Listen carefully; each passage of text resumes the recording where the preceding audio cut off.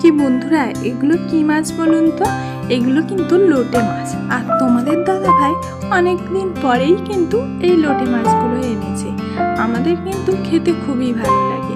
আর তার সঙ্গে নিয়ে এসেছে বেলে মাছ। আর এই যে বাটা মাছগুলো, এগুলো কিন্তু পুকুরের মাছ। অনেক সময় হয় লোটে মাছ রান্না করতে গিয়ে লোটে মাছের কোনো অস্তিত্বই খুঁজে পাওয়া যায় না। আজ আমি এমনভাবে লোটে মাছটা ভাজা করব যা খেতে খুবই ভালো লাগবে। তার জন্য এখানে নিয়েছি 3 চামচ চালের গুঁড়ো, 1 চামচ বেসন, আর নিয়েছি হলুদ গুঁড়ো, লঙ্কার গুঁড়ো, আর এখানে নিয়েছি হলুদ গুঁড়ো, লঙ্কার গুঁড়ো। এটি কিন্তু আলাদা করে নিয়েছি। আর এগুলো কিন্তু একসাথে মিশিয়ে নেব। আর হলুদ গুঁড়ো, লঙ্কার গুঁড়ো যেটা নিয়েছিলাম ওটা কিন্তু আলাদা করে মিশিয়ে নেব।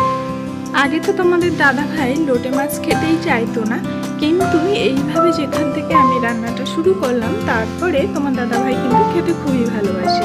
এখানে হলুদ আর লঙ্কার গুঁড়োই মাছটা দিয়ে আমি কোট করে নিলাম। তারপরে কিন্তু চালের গুঁড়ো আর বেসনে দিয়ে আর একটু কোট করে নিলাম। এবার কিন্তু কড়াইতে তেল দিয়ে ভালো করে তেলটা গরম করে নেবেন। তারপরে একটা একটা করে মাছ দিয়ে ভালোভাবে ভেজে নেবেন। এই দেখুন আমার মাছ ভাজা সব কিন্তু হয়ে গেছে। বাটা মাছ, বেলে মাছ, আর সব থেকে সুন্দর লাগছে কিন্তু এই যে লোটে মাছ। আমার কিন্তু একটাও লোটে মাছ ভেঙে যায়নি। আর এখানে কি রান্না করেছি বলুন তো? ব্রাহ্মী শাক ভাজা করেছি ঘি দিয়ে, আর পুঁটি মাছটাও কিন্তু ভাজা করেছি ঘি দিয়ে। আর এখানে পুঁই শাক, আলু আর বেলে মাছ দিয়ে একটু ঝোল